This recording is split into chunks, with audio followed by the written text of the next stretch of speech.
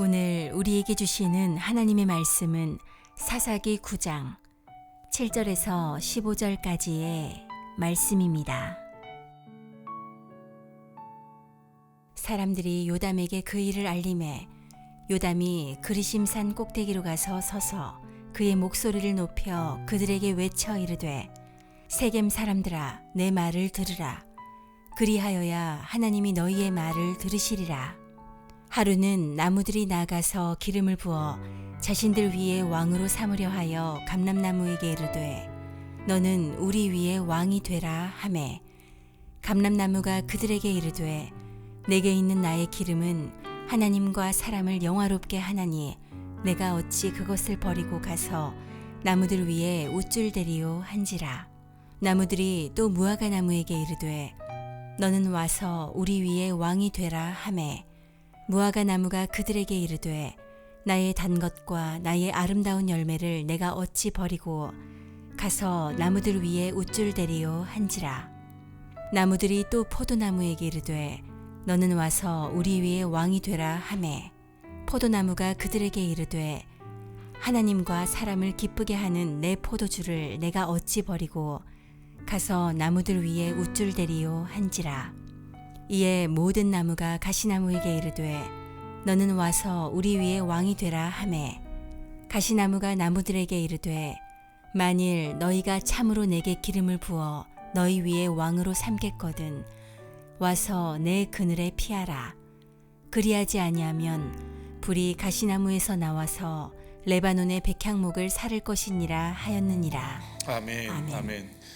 이렇게 먼 길 오셨어요. 그리고 사실은 몸이 좀 안 좋으신데 그것도 다 뒤로 하고 또 나눌 수 있는 현장으로 이렇게 기꺼이 와주셨거든요. 그래서 너무 감사하고 고마운 마음으로 또 기대하는 마음으로 우리 백소영 교수님 나오실 때 큰 박수로 좀 환영해 줬으면 좋겠어요.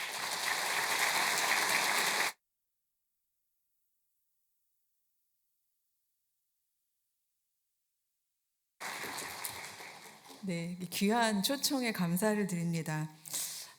목사님께서 올해 세종 한빛교회 2024년 표어가 사람다운 사람이라고 말씀을 해주셨어요. 근데 제가 전공이 기독교 사회윤리학을 하다 보니까요, 아무래도 사람에 대한 그리고 또 개별자보다는 공동체적인 사람에 대한 공부도 하고 묵상도 하는 그런 사람이다 보니까 저의 전공 영역과 또 우리 세종 한빛교회가 가지고 있는 올해의 목표 사이에서 나눌 수 있는 이야기들을 짧게 드리는 것이 좋겠다라고 생각해서 기도하면서 오늘 말씀을 준비해 봤습니다. 1, 2월 달 주제가 사람다운 사람은 하나님 앞에 무릎 꿇을 수 있는 사람입니다. 네, 이렇게 적혀 있더라고요. 그래서 하나님 앞에 무릎을 꿇는 사람은 어떤 사람인가 하는 이야기를 묵상하다가 오늘의 본문을 골랐습니다. 사람 혹은 사람다움에 대해서 정의를 하라 그러면 굉장히 다양한 정의들이 있을 것 같습니다. 가장 쉬운 것 중에 하나는 사람하고 사람 아닌 것 사이를 비교하면서 비교하여 이러이러한 것들이 아닌 것이 사람이다. 이렇게 이야기할 수 있는 방법이 있을 것 같습니다. 전통적으로 사람과 사람 아닌 것을 비교할 때 제일 많이 비교군으로 뒀던 게 짐승 혹은 동물입니다. 예, 그래서 우리 어렸을 때 자주 듣던 말 중에 저희가 듣진 않았겠죠. 그렇지만 이 짐승만도 못한 사람 같으니라고 이야기했을 땐 적어도 사람은 짐승하고 다른 어떤 선택을 하고 다른 행동을 해야 한다는 기대나 전제가 있는 것 같습니다. 주로 소환되는 동물들은 저희 가까이에 볼 수 있는 동물들이 소환이 되죠.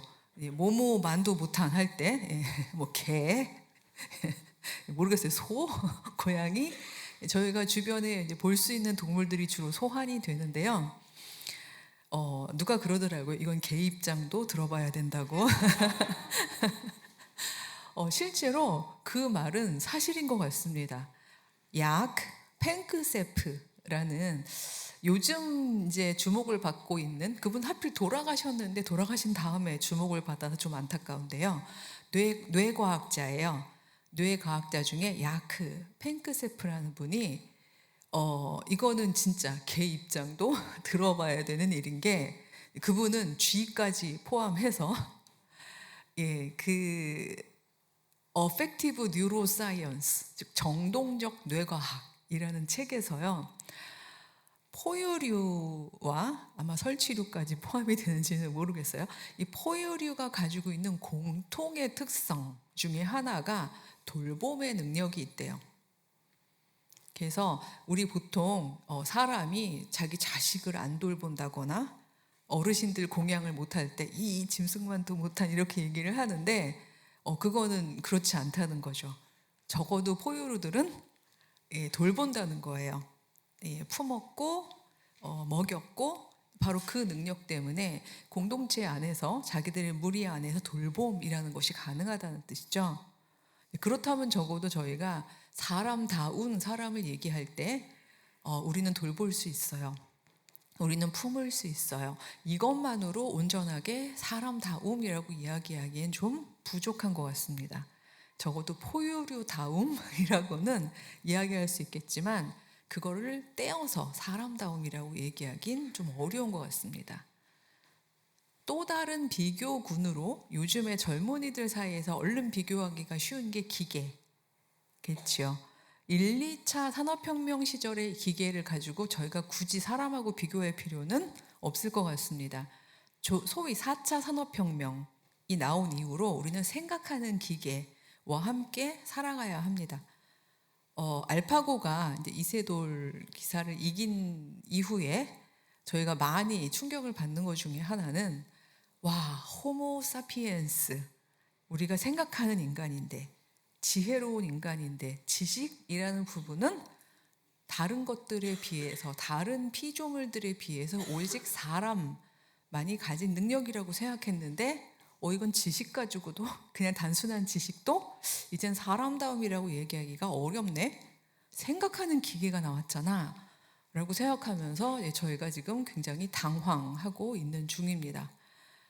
우리가 도구적인 지식에 관한 하는 즉 쭉 있는 모든 데이터들을 다 숙지하고 암기하고 분류하고 학습해서 가장 효율적으로 적절한 지식을 도출하고 그걸 적용하고 하는 일에 있어서는 이걸 도구적 지식이라고 하거든요.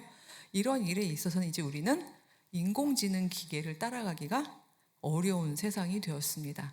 그건 마치 만약에 그래도 전 기계를 이겨보겠어요 라고 얘기하시는 분은 마치 기중기가 나왔는데 기중기 앞에서 저는 저 기중기의 힘을 이겨보겠어요 하고 팔을 내놓는 그런 행동과도 같은 굉장히 무모한 일입니다. 더 이상 지식도 사람다움이라고 생각하기는 굉장히 어려운 시절을 맞은 것 같습니다. 그래서 사실은 굉장히 정의하기가 어렵지만 세종 한빛교회에서는 24년도에 굉장히 중요한 키워드를 교회의 목표로 삼으셨다고 생각합니다. 그 어느 때보다도 사람다움이란 게 굉장히 우리가 철저하고 깊게 묵상해야 되는 그런 시점이기 때문입니다. 혹시 들어보셨는지 모르겠지만 요즘에는요, 학계에서는 이미 이야기가 되기 시작했고요. 어쩌면 산업 현장에서도 좀 들릴 수도 있는 이야기인데 포스트 휴먼 혹은 트랜스 휴먼이라는 말들이 종종 들립니다. 포스트, 지나간다는 거거든요. 휴먼, 인간 너머의 종에 대한 상상력과 실천을 지금 시도하고 있습니다. 트랜스, 교차한다는 건데요. 인간과 어떤 다른 것들 사이의 교차 지점에서 새로운 것들을 만들어내려는 그런 시도들도 지금 생겨나고 있습니다.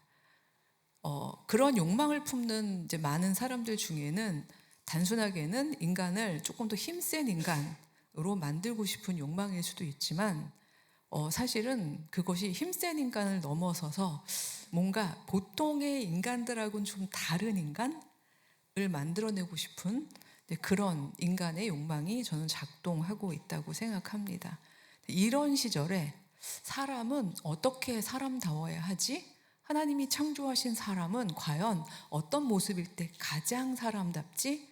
이걸 묻는 것은 정말 중요한 질문이라고 생각을 합니다. 그래서 이 문제를 저희가 여러 가지로 접근할 수 있지만 오늘은 우리 성도님들께서 함께 읽으신 사사기 9장의 말씀을 가지고 고대 이스라엘 사람들이 품었던 사람다움에 대한 이야기를 한번 묵상을 해보려고 합니다.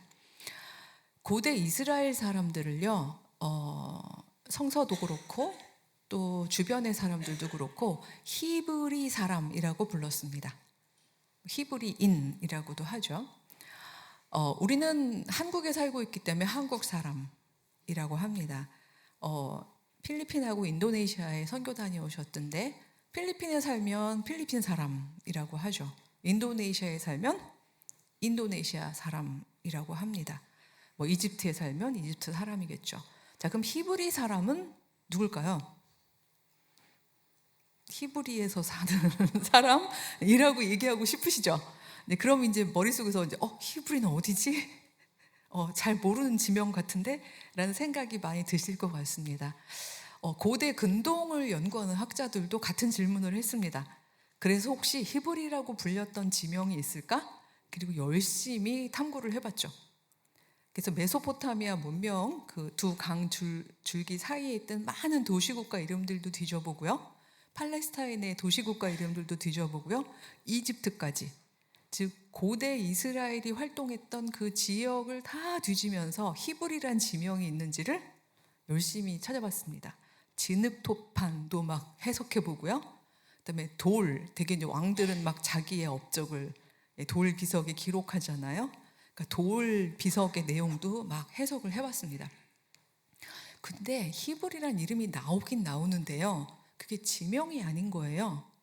그래서 열심히 해석한 거를 다 합쳐서 도출한 결론이 뭔가 하면요. 히브리 사람들은 특정한 지역에서 사는 사람들의 이름이 아니라 이제 거기 비옥한 초승달 지역이라고 하는데요. 즉 메소포타미아부터 시작해서 팔레스타인에 이르러서 이집트까지 이렇게 연결하면 초승달 같아요. 근데 그 지역을 이동하면서 유리방황을 하던 이주하면서 소위 생계 노동을 했던 이주 노동자들의 집단의 이름이라는 것을 밝혀냈습니다. 보면 우리 이스라엘 사람들이 늘 자기들의 조상을 설명하면서 우리는 유리방황하는 아람인이었다, 이주 노동을 했다, 이런 말들이 있잖아요. 그래서 고대 이스라엘 사람들을 히브리 사람이라고 불렀습니다. 아브라함도 히브리 사람이라고 한 부분이 있고요. 요셉 같은 경우에도 이집트에 끌려갔을 때 히브리 청년, 그 꿈을 잘 해석하는 히브리 청년이 있어요. 할 때도 히브리란 말이 있습니다. 즉 고대 이스라엘 사람들은 히브리 사람이었습니다. 이 히브리 사람들은 그러니까 지명으로 불렸던 사람들이 아니라 뭔가 하고 있는 일들과 상황에 의해서 불렸던 사람들이라고 볼 수 있는 거죠. 이 사람들은 주로요, 무엇을 했었냐 하면요, 포도 수확철이다, 저기 일손이 많이 필요하겠다, 저기 가면 좀 당분간은 먹고 살겠다 싶으면 그 지역에 가서 포도 수확 노동을 하면서 가족을 먹여 살리고요. 저쪽에서 지금 건축을 한단다. 그럼 가서 벽돌을 굽고 건축 사업을 좀 도와주면 좀 당분간은 먹고 살겠다 싶으면 또 거기로 가기도 하고요. 때로 힘께나 쓰고 조금 이렇게 잘 싸우는 사람들은 계약 용병으로도 활동을 했다고 합니다. 다윗 같은 경우에는 초기에 그런 흔적을 볼 수도 있습니다. 이 말씀을 길게 드리는 이유는 이 히브리 사람들은 그래서요, 그 비옥한 초승달 지역을 지나다니면서 건축 노동도 많이 하고요. 그다음에 어떤 농사 짓는 노동도 이렇게 많이 하면서 주로 불임을 당했던 사람일까요? 아니면 부렸던 사람일까요? 불임을 당했던 사람들이었습니다. 불임을 당했던 사람이 바라보는 시선은 부렸던 사람들의 시선과 다릅니다. 창세기 11장에 바벨탑 이야기가 있잖아요. 거기에 보면 자, 우리가 이제 벽돌을 굽고 우리의 이름을 높이기 위해서 탑을 쌓자, 뭐 이런 이야기가 나옵니다. 근데 하나님께서 그걸 싫어하셨던 이유는 그 우리라는 사람이 인류 전체를 의미하는 게 아니라 소위 부리는 사람들이었기 때문입니다. 메소포타미아 문명의 도시국가에 보면요, 지구라트라고 해서요, 지구라트, 이게 뜻이 뭔가 하면요, 하늘과 땅을 잇는 집이라는 뜻입니다. 이미 고대에 이제 유적으로 다 발굴이 많이 되어 있는데요, 아브라함이 나왔던 우르에도 굉장히 커다란 지구라트가 있습니다. 벽돌을 구워서 그 당시엔 기중기도 없었는데 어마어마하게 높은 탑을 지었습니다. 주로 제사를 드리는 공간이었습니다. 이집트에는 뭐가 있죠? 피라미드가 있습니다. 예, 그것도 굉장한 노동력을 필요로 했겠죠. 즉 출애굽기에도 나오지만 히브리 사람들은요, 때로는 강요된 노동으로 혹은 때로는 생계형으로 그렇게 힘든 노동을 하면서 높이 내가 살 집이 아니라 누군가의 이름을 높이는 그런 노동을 해야 했던 사람들이었습니다. 그러니까 그런 사람들이 볼 때는요, 이 벽돌 하나 올라가는 것이 기쁨일 리가 없겠죠. 예, 그거 올라가는 거 보면서 창에서 창문을 통해서 그거 올라가면서 막 뿌듯해할 사람은 주로 왕자, 사제 이런 사람들이었겠죠.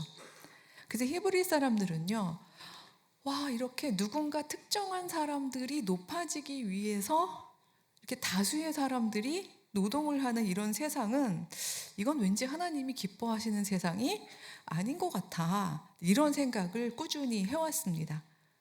그러던 중에 하나님을 만나고 너희들은 대안적인 공동체로 내가 특별히 부른다.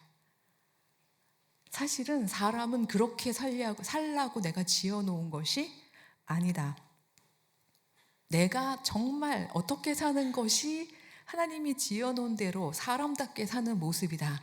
이걸 너희를 통해서 보여주려 하니 너희는 우르를 떠나고 이집트를 탈출해라 라고 하면서 이 고대 히브리인에 해당하는 아브라함 공동체를 팔레스타인의 가나안으로 불러 들이셨죠. 그리고 이들의 공동체적인 삶을 기록해 놓은 책 중에 하나가 바로 사사기입니다. 이 사사기의 내용 속에는요, 가장 핵심적인 고대 이스라엘의 사상인 여호와 왕 사상이라는 것이 들어 있습니다. 즉 우리의 왕은 사람이 아니다. 우리의 왕은 오직 여호와 한 분뿐이다. 그렇다면 그 소위 신분제 사회에서요, 왕이 있으면 왕 밑에 있는 사람들은 다 왕 앞에 꿇어야 되죠.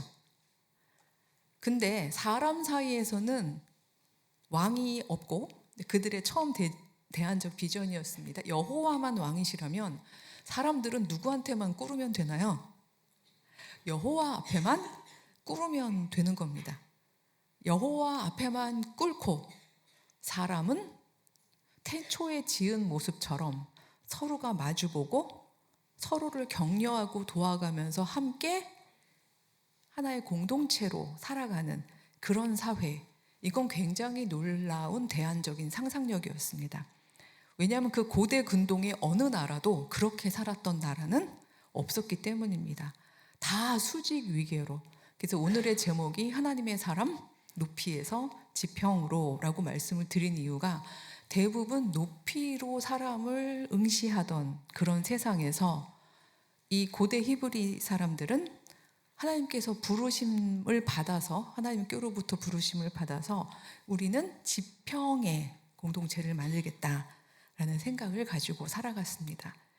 그래서 사사들은요, 세습하지 않았어요. 초반의 사사기를 읽어보시면 대부분의 초반의 사사들은 세습하지 않습니다. 왜냐하면요, 이 사사들은요, 세습을 하게 되는 순간 또 왕 생기면 어떡해요? 그래서 이 사사들은 이 공동체를 유지하기 위해서 하나님이 주신 재능, 이걸 카리즈마, 카리즈마라고 합니다. 카리즈마의 원래 뜻이 God given talent, 하나님이 주신 재능이란 뜻이거든요. 이 재능을 가지고 공동체를 지켜나갔던 임시적인 지도자들이었습니다. 그래서 자신이 하나님의 영과 함께 하는 동안만 그 지도력을 갖는 거지 결코 가문을 이렇게 막 높여서 지속적인 어떤 굴림의 체제를 만들려고 하지 않았던 사람들이었죠.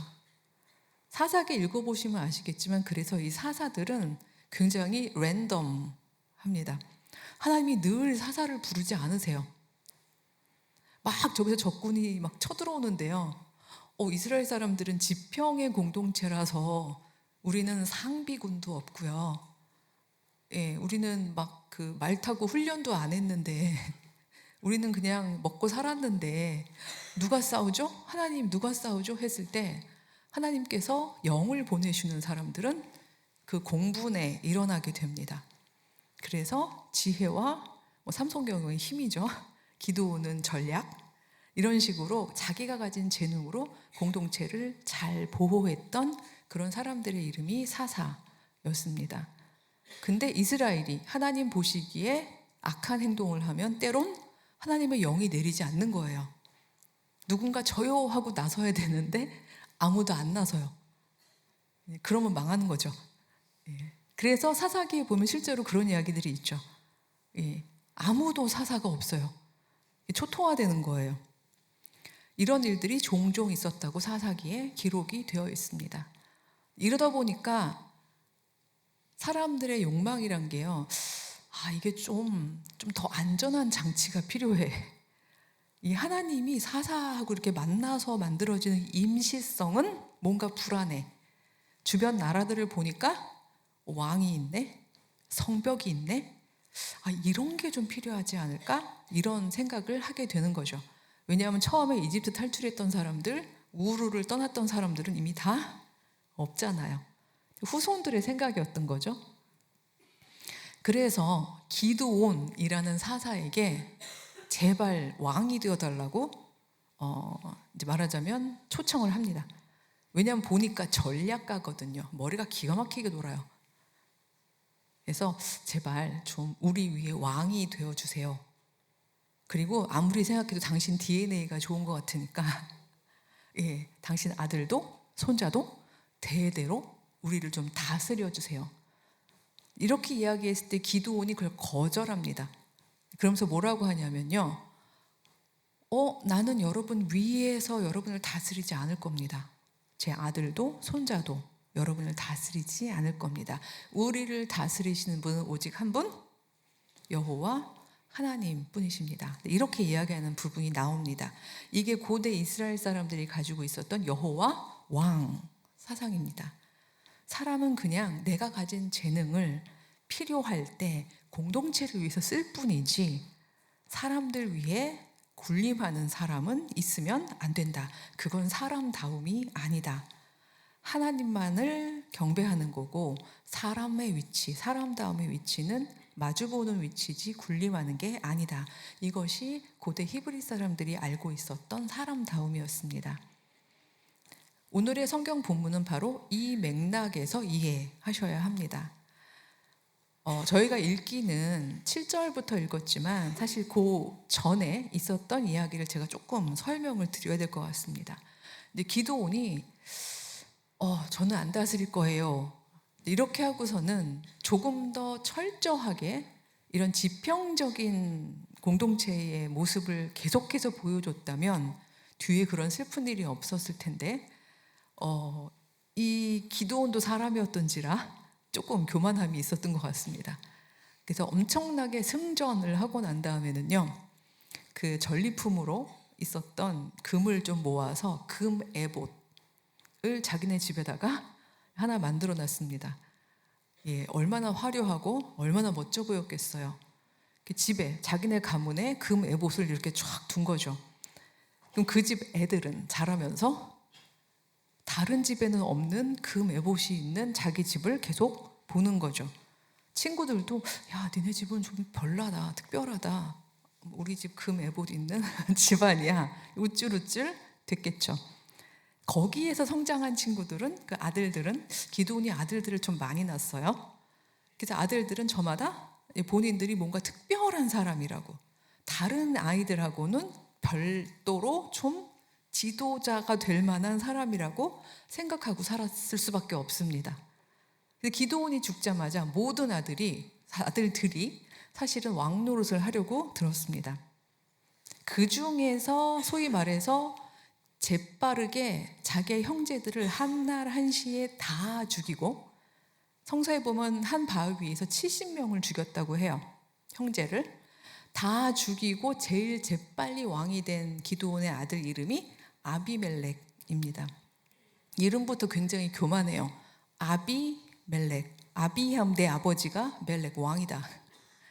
그러니까 내 아버지가 왕이니까 내가 자연스럽게 왕이 되어야 한다라는 이름인 거죠. 그래서 스스로 왕이 되는 이제 그런 결정을 하게 됩니다. 근데 다 죽었으면 그 뒤에 스토리가 이어지지가 않았을 텐데 꼭 이런 일이 있으면 하나는 살죠. 네. 막내 요담이 살았습니다. 이게 드라마 같으면요, 이제 막내 요담은 주로 애기예요. 드라마 보시면 그렇죠. 꼭 궁녀가, 그쵸, 막 데리고 나가죠. 네. 그리고 한 20년 후 막 이러면 막 훈남이 돼요. 탁 돌아와요. 네. 그러면 누구랑 주로 싸우죠? 예, 이미 왕이 되어 있는 바로 자기의 형과 이제 드디어 싸움을 시작을 합니다. 이게 보통 드라마 스토리인데 성경 드라마 얘기가 좀 다릅니다. 좀 컸던 요담이었던 것 같아요. 왜냐하면 요담은 고대 이스라엘의 핵심 사상을 너무 잘 알고 있는 그런 막내입니다. 형이 스스로 왕이 되었다는 소식이 전해지자 요담은 다시 이 공동체로 돌아옵니다. 대신에 왕인 형에게 나아가는 게 아니라 그리심 산으로 올라갑니다. 멀쩡하게 왜 그 산에 올라갔을까요? 그리심 산은 고대 이스라엘의 전통 안에서 하나님을 만났던 공간이고요. 늘 하나님께서는 거기서 이스라엘을 축복하셨습니다. 그곳은 여호수아가 죽기 전에 사람들을 다 모아서 아름다운 계약을 맺었던 그런 공간이기도 합니다. 여호수아가 죽기 전에 그런 얘기를 했거든요. 나와 우리 집은 앞으로 세세토록 여호와만을 섬기겠다. 여호와만을 우리는 왕으로 삼겠다. 너희들도 오늘날 섬길 분, 경배할 분을 택하라. 그러니까 다른 부족들도 우리도 여호와만을 섬기겠어요 라고 얘기하면서 이스라엘의 12부족이 그야말로 종교적인 신앙 공동체로 살겠다는 동맹을 맺었던 아름다운 공간입니다. 바로 그런 상징적인 산 위로 올라간 거죠. 그리고 거기서 올라가서 형만이 아니라 그 이스라엘의 전통을 잊어버렸던 온 백성들을 향해서 하나의 우화를 들려줍니다. 그 우화 내용이 오늘 우리의 본문입니다. 저희가 이제 국어 시간 같으면 여기서 모든 나무들은 누구일까요? 이런 거를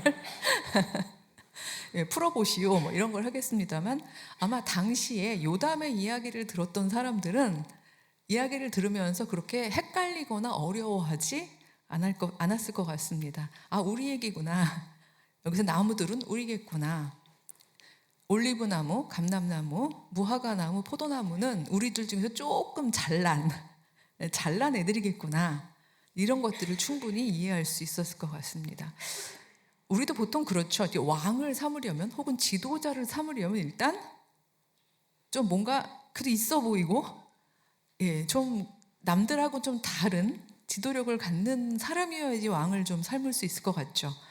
그래서 사람들이 제일 첫 번째 몰려갔던 사람 혹은 나무는 올리브나무, 감람나무였습니다. 너 우리 위해서 좀 왕을 좀 해라. 우리가 왕이 좀 필요한 것 같다. 그때 올리브나무는 고대 이스라엘 전통을 너무나 잘 이해하고 알고 있는 그런 사람을 상징하는 것 같습니다. 아니 내가 왜? God given talent. 하나님이 나한테 주신 재능은 뭐죠? 올리브 기름을 엑스트라 버진 올리브 기름을 정말 잘 짜서, 이건 나만 할 수 있는 건데 하나님이 나한테 주신 고유한 재능인데 이걸 해서 이걸 공동체에 나눔으로써 하나님과 사람들에게 영화롭게 그들에게 영광을 돌리는 바로 그 일이 내 소명이야. 이건 내 일이야. 근데 이 일을 하느라고 바빠 죽겠는데 뭐 왕을 하러 가가지고 우쭐우쭐 그런 놀이를 하니 싫어 라고 이야기하면서 거절합니다. 그 다음에 간 나무가 혹은 어떤 인간은 무화과라고 이야기했던 그 사람이었겠죠. 혹은 나무였겠죠. 단 열매, 이 싱싱하고 달고 맛있는 열매는 나만 만들 수 있는 거야. 왜 이 작업을 놔두고 괜히 쓸데없이 왕하겠다고 올라가서 우쭐거리겠냐고 거절합니다. 포도나무도 거절하죠. 나는 풍미가 깊은 포도주를 만드는 게 하나님이 주신 콜링, 하나님이 주신 소명이야. 나 이거 하느라고 바빠. 나 괜히 쓸데없이 올라가서 우쭐거리고 싶지 않아. 적어도 이 새 나무는 고대 이스라엘이 가지고 있던, 우리가 만약에 무릎을 꿇어야 한다면 그분은 여호와 한 분이시다. 모든 사람들은 그냥 하나님이 주신 나의 고유한 소명을 잘 찾아서 이걸 열심히 만들고 건설해 가면서 이 결과물로 공동체를 섬기며 사는 거다. 이거를 확실히 알고 있었던 새 나무들을 상징한다고 생각을 합니다. 그래서 나무들이 다 실패를 하고 가시나무에게 찾아간 거죠. 아마도 이 가시나무는 아비멜렉을 상징하는 것 같습니다. 이게 해피엔딩으로 우화가 끝나려면요, 이 말을 했을 때 가시나무도 이렇게 대답해야 되겠죠. 나는 하나님이 주신 이 뾰족뾰족한 가시를 가지고 양들을 지키는 울타리가 될 테야. 그렇죠? 이런 아름다운 일을 놔두고 내가 왜 굳이 올라가서 우쭐우쭐하는 왕노릇을 하겠니? 이러면 이 우화는 해피엔딩이 될 것 같습니다. 그런데 이 가시나무는 매우 뿌듯했어요. 모든 나무들이 나한테 왔잖아요. 왕을 하래잖아요. 그러니까 사람들에게 이렇게, 나무들에게 이렇게 이야기합니다. 좋아, 그래, 내가 왕을 해주마. 대신에 너희는 내 그늘 아래 와서 피해. 이건 보호를 의미하는 게 아닙니다. 가시나무에 그늘이 있어봤자 뭐 얼마나 있겠어요. 뭐 그 아래 피한다고 찔리기밖에 더 하나요? 근데 이 말은 번역기 돌리면 나한테 꿇어 라는 이야기일 수 있는 거죠. 그래, 내가 왕 된다면 니들은 나한테 꿇어야 돼, 이 말입니다. 그래야 뒷말이 이해가 됩니다. 그렇지 않으면 가시나무에서 불이 나와서 레바논의 백향목을 다 살라버릴 거야, 이렇게 이야기를 합니다. 즉, 너희가 나한테 복종하지 않는다면 싹 쓸어버리겠어. 굉장히 새로운 방식의 인간관계입니다. 사실 새롭대지만 고대 근동에는 있었던 방식이겠죠. 그래, 너희가 날 왕을 세우려면 나는 우쭐거리는 것만으로는 안 하겠어. 다 나한테 꿇어, 나한테 복종해. 그렇지 않다면 불을 내서 다 없애버릴 거야 라는 이야기를 하고, 어리석게도 다른 나무들이 오케이 하고 가시나무를 왕을 세우는 그런 스토리입니다. 여기까지 얘기하고 요담은 다시 도망갔습니다. 거기 쭉 살면 잡아서 어떤 일이 생길지 모르잖아요. 이 이야기를 들었던 많은 이스라엘 사람들이 좀 심란했을 것 같아요. 왜냐하면 전통을 기억하는 사람들도 있을 테니까요. 그리고 어수선해졌어요. 공동체가 그래, 우리가 생각해봐도 아비멜렉을 왕 삼는 건 말이 안 되는 것 같아, 이런 사람들이 생겼을 수 있죠. 그래서 그 뒤를 읽어보시면요, 서로 막 저항하기도 하고 막 혼란이 일어나고 권력 다툼이 일어나고 이런 일들이 진행이 됩니다. 이제 아비멜렉 입장에서는 자기가 왕이 됐으니까 하늘 아래 두 왕은 있을 수 없잖아요. 그래서 이거를 이제 진압하는 과정에서 그 세겜의 망루에 한 1,000명 정도 되는 남녀를 이렇게 몰아가는 과정에서 제일 마지막 보루에 잡혀 있었던 그 1,000명 정도를 불을 살라서 죽여버리는 그런 슬픈 이야기가 사사기 9장에 나옵니다. 요담의 우화는 단순히 우화가 아니었던 거죠. 너무 슬픈 비극적인 엔딩입니다. 이런 게 싫어서 한 사람의 권력을 유지하기 위해서 다수의 사람들이 꿇어야 되고, 꿇지 않고 우리도 사람답게 살겠어요 라고 얘기하는 순간 이렇게 억압당하거나 심지어는 죽임을 당해야 되는 시스템이 싫어서 우르를 떠났고 이집트를 탈출했던 이 공동체가 어느덧 자신들이 떠나왔던 그 공간의 삶을 닮아 있는 모습, 이 모습이 너무 안타까운 이 사사기 기자는 이 내용을 이 9장 안에 저는 담고 있다고 생각을 합니다. 비단 고대 이스라엘 사람들만 이 부분에 대해서 안타까웠을까요? 저는 아니라고 생각합니다. 지금 오늘날도 우리 21세기는 그야말로 무한 경쟁, 승자 독식의 21세기 신자유주의적인 시스템이 하나의 사회적인 당연이 되어 있는 시절입니다. 아마 다 아실 내용들일 것 같습니다. 모든 사람들은 한 줄로 세워져 있습니다. 왕은 없지만 등급은 있습니다. 그렇죠? 1등급에서 9등급 정도도 아니고 1등급 안에서도 사실은 더 나노 단위로 나뉩니다. 그래서 1등급 중에서 0.1이야, 0.8이야, 0.9야, 1과 2 사이에서도 1.2야, 1.7이야, 이렇게 우리는 수직을 놓고서 학생들을 나누어 갑니다. 제가 이렇게 뵈니까 우리 2부에는 이제 학부모님들이 굉장히 많이 보이는데요. 아무래도 이런 것은 내가 꼭 그렇게 수직위기로 보고 싶지 않아도 세상이 그렇다 보니까 그런 훈련이 많이 되어 있으실 것 같습니다. 그래서 친구들을 이렇게 성적표 받아보고 이것도 등급이라고 받아왔냐. 8등급이나 9등급인 친구들을 향해서는 밥은 왜 먹냐? 네가 사람이냐?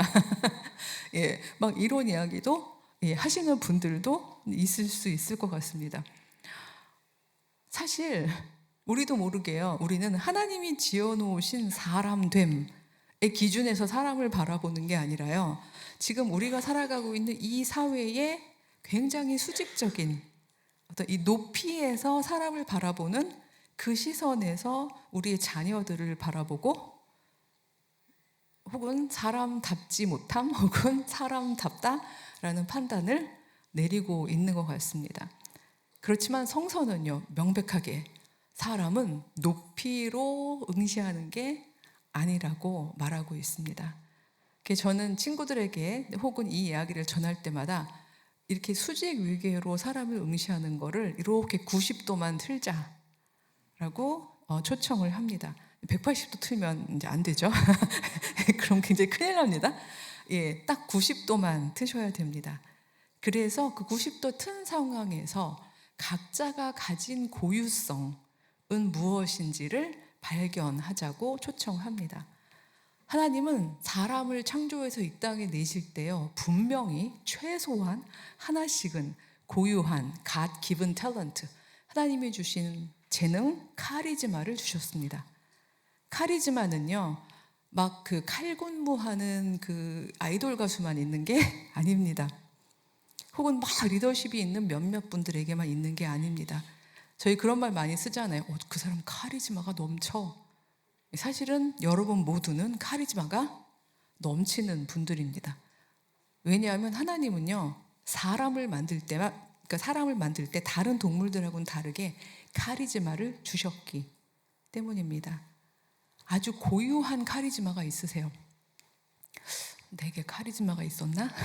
이렇게 생각하신다면 지금부터 열심히 생각해 보셔야 하는 거죠.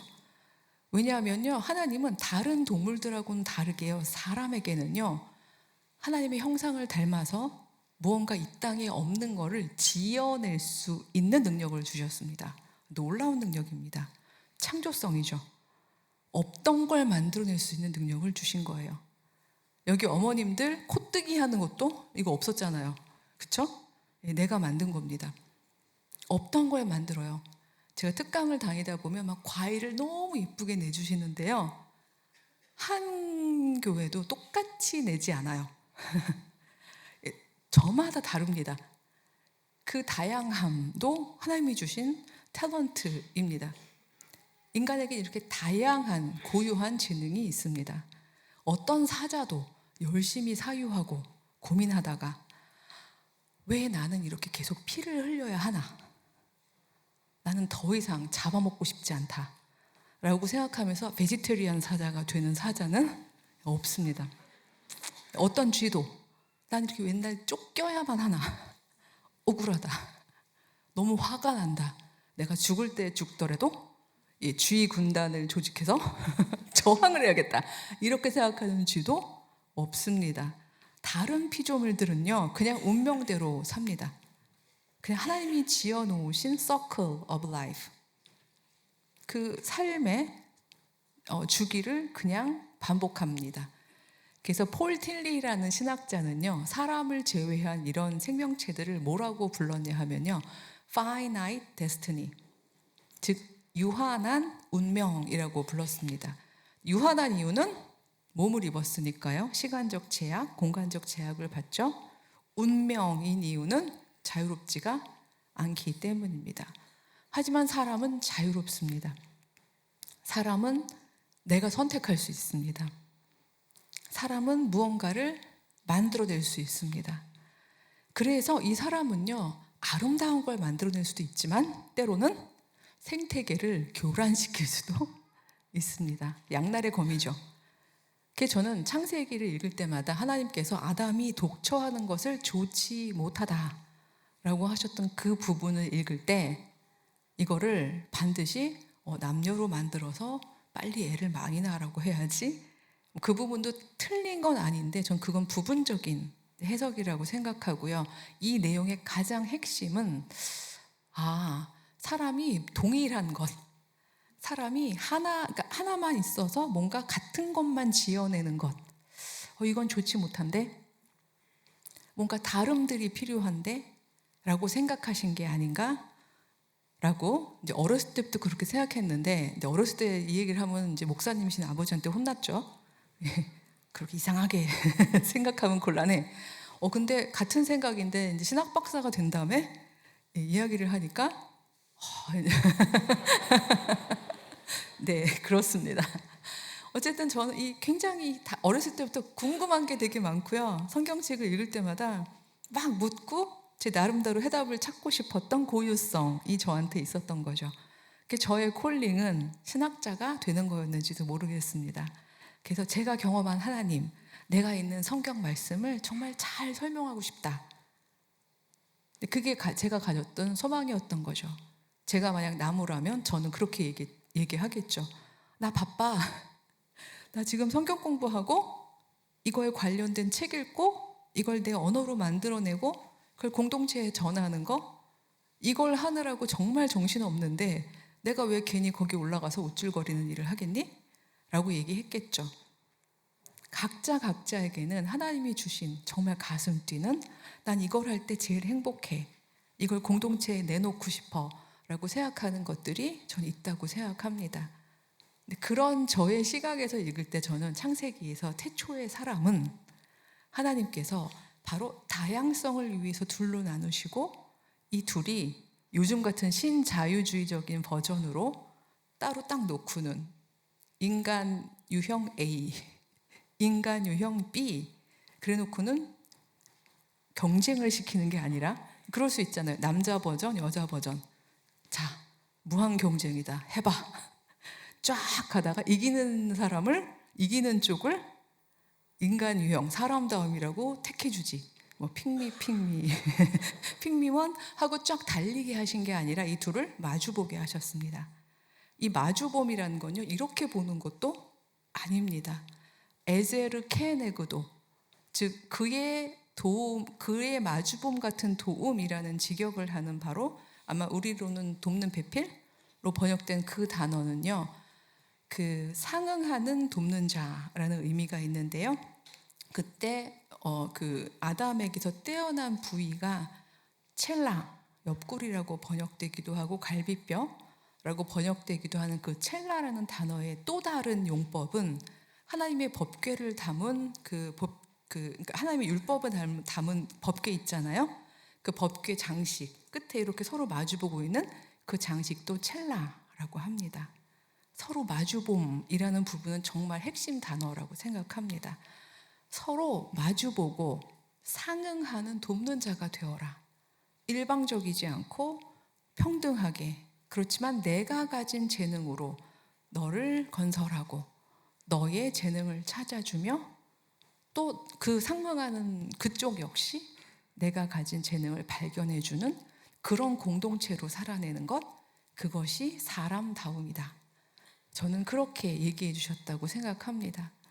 그렇게 본다면 우리는 이 땅에서 밖에서 너무 팽배한 그런 시선이 아니라 우리 서로가 모두가 지평에서 교회 구성원들을 바라보면서 저 사람은 어떤 카리스마를 가지고 있지? 나는 그 카리스마를 어떻게 건설해 줄 수 있지? 어떻게 저걸 세워줄 수 있지? 나의 카리스마는 무엇이지? 혹시 이게 누군가한테 눌렸다면 그건 나의 사람다움을 막는 길이야. 나는 누구에게만 복종하면 돼요? 하나님께만 복종하면 되는데, 그러므로 나는 나의 사람다움을 찾아 나가야겠어. 저는 이러한 과정들이 필요하다는 생각이 듭니다. 제가 댈러스에서 아이를 키울 때요, 제 옆집에 소만 좋아하는 아이가 있었습니다. 소만 좋아해요. 큰일 났죠. 저러다 소가 되려나? 이럴 정도로 지나가다 소를 보면 6시간이고 7시간이고 밥때도 놓치면서 소만 봅니다. 아마 대한민국에서 그 아이가 있었다면 엄마들이 되게 많은 비난을 했을 것 같아요. 근데 그 집 엄마는 정말 신앙의 엄마였고요. 미국 엄마였는데 그 아이에게 늘 이렇게 얘기해 주는 걸 들었습니다. 넌 정말 특별하구나. 쉽지 않아. 어떻게 이렇게 한결같이 소만 좋아할 수 있지? 뉘앙스는 되게 중요합니다. 쉽지 않아. 이렇게 되면 이제 이거는 아이는 부정적으로 응시하게 되죠. 근데 그 엄마는 정말 격려했습니다. 엄마는 설레. 하나님이 주신 이 특별한 마음이 어떤 새로움을 가져올지, 이 땅에서 무엇을 지어낼지 엄마는 그게 너무 설레라고 이야기하는 것을 들었습니다. 거기서 전 힌트를 얻었던 것 같습니다. 그 아이가 어떻게 됐을까요? 소랑 살까요? 진짜로 1년은 소랑 살았습니다. 고3 때 자유학기제라는 게 있어요. 이제 요즘에 우리나라도 있습니다만 자기는 대학을 안 가고 소랑 살겠다고 선언을 했어요. 이 엄마가 참 지혜로운 엄마였던 것 같아요. 그럼 1년만 소랑 살아보자. 정말 소랑 먹고 자고를 다 했는데요. 돌아와서 이 친구는 그렇게 말을 합니다. 엄마, 저 대학 갈래요. 이 말을 했을 때 대치동 엄마들이 막 박수를 치시더라고요. 대학 간다니까. 이 아이는 어떤 전공을 선택했을까요? 아무도 맞추지 못하셨습니다. 이 아이는 건축학과를 가기로 결심합니다. 소랑 살아보니까요, 수의학도 발전돼 있고요, 사료 쪽도 괜찮은 것 같고요, 여러 가지로 얘는 소를 너무 사랑하는 아이인 거죠. 소의 복지가 다 괜찮아요. 근데 축사를 너무 대충 줬어요. 이게 화가 났어요. 그래서 자기는 건축학과에 가서 정말 소가 편안하게 내 집처럼 지낼 수 있는 그런 축사를 짓고 싶어요. 이건 이 아이만 가질 수 있는 꿈이고 재능입니다. 전 사람다움이란 이렇게 내가 가진 콜링을 찾아내고 이걸 통해서 나를 잘 살아내고 나의 살아냄을 통해서 누군가를 살려내는, 저는 그런 삶이 아닌가라고 생각을 합니다. 저는 집약적으로 이 부분을 제가 윤리학을 하다 보니까 늘 이렇게 말씀드립니다. 나로 살아내고 너를 살려내는 그것이 사람다움이다. 이렇게 결론을 지을 수 있을 것 같습니다. 전 모쪼록 이 세종 한빛교회의 많은 구성원들이 높이에서 상대방을 바라보는 것이 아니라 90도 트셔서 각자가 가진 이 고유한 콜링이 무엇인지를 바라봐주고 격려해주고 기대해주고 박수 쳐주는 그런 아름다운 신앙의 공동체가 되시기를 기도하고 응원하겠습니다. 감사합니다.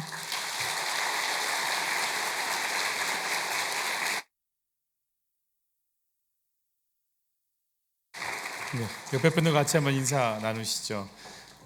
참 특별하구나. 이렇게 한번 앞뒤로 한번 인사. 네. 쉽지 쉽지 않아. 이렇게 또 인사도 해주시고. 네. 우리 찬양하면서 우리 하나님께 우리 마음 또 우리 신앙 고백하겠습니다. 너 성경기 위해 늘 기도하며 너 주 안에 있어 늘 성경 보고 형제들 함께 늘 사귀면서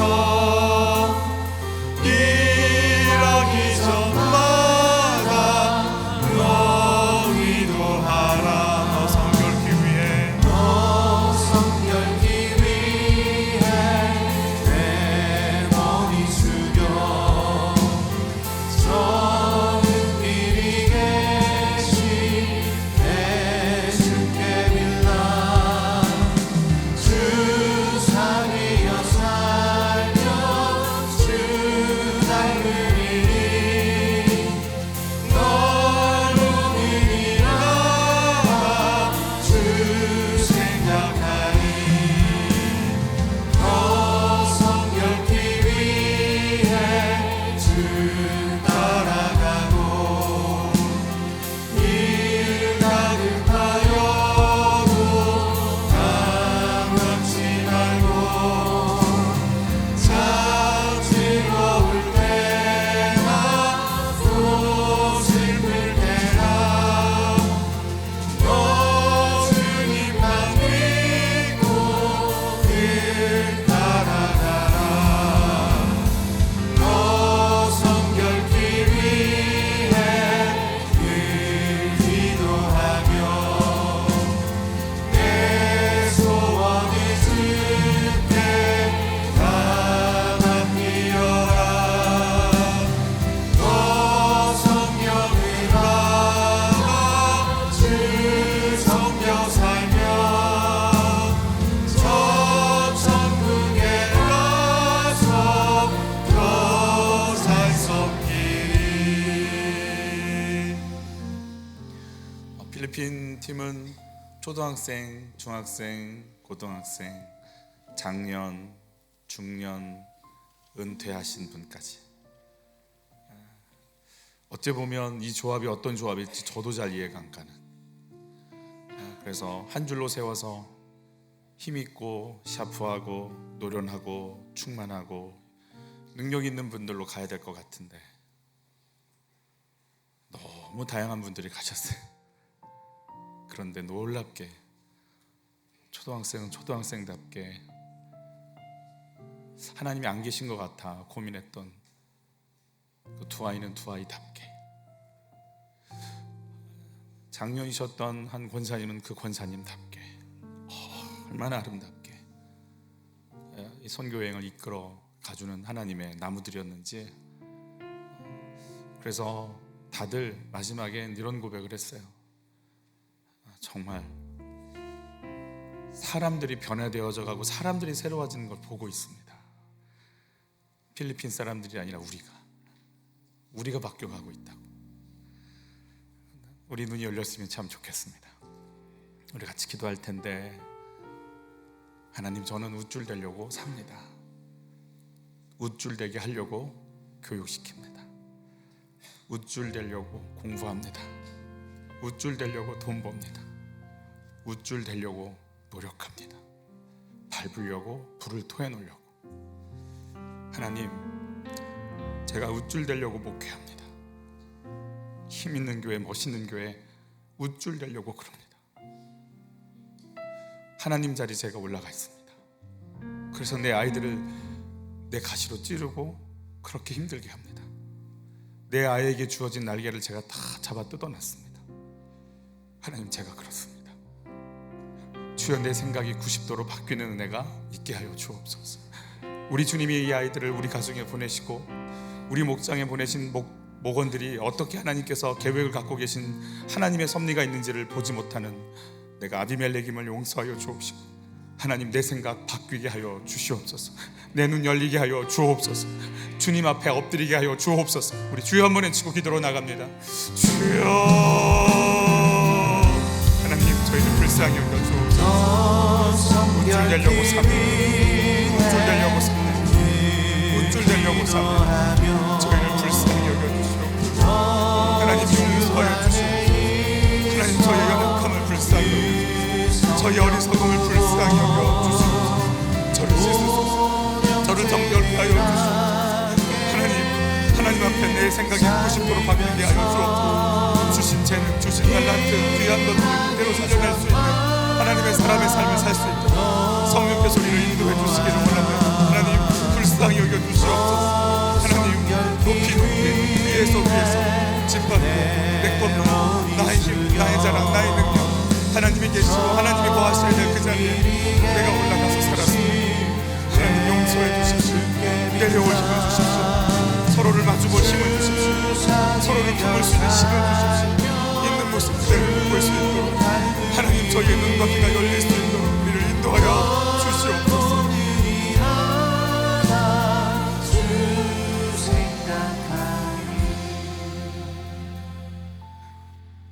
하나님 사고가 잘 바뀌지 않습니다. 하나님 내 생각이 잘 바뀌지 않습니다. 지배하려고만 합니다. 짓밟으려고만 합니다. 여기서 벗어날 수가 없습니다. 주님, 무릎 꿇을 분은 하나님 한 분밖에 없음을 알게 하여 주옵소서. 마주보고 품고 있는 모습 그대로를 인정해주고 하나님이 어떤 나무로 우리 아이들을 내 가정에 심으셨는지를 볼 수 있도록 나는 또 어떤 나무인지를 볼 수 있도록 비교시 우월감 벗어나게 하여 주옵시고 그 모습 그대로를 볼 수 있는 사람들로 사람다운 사람들로 주 앞에 엎드리는 은혜를 허락하여 주시옵소서. 귀한 예물을 드리오니 살려내는 제물로 살아내고 살려내는 역사로 이 물질 이 삶 쓰임받을 수 있는 은혜를 주시옵소서.